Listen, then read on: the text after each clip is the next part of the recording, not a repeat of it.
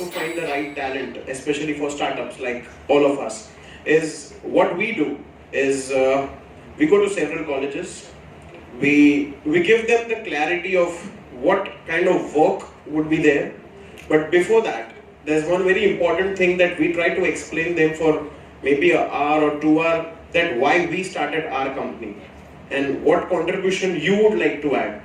And whenever we decide a profile, I don't know if any company is doing it in India or not, but we do it. We decide only 70 to 80% of role of theirs.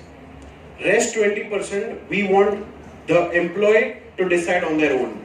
So if he or she coming with a mindset that I want to work on a digital media, but also in once a week, I would love to explore in sales as well. So we give them that liberty for her or him to explore.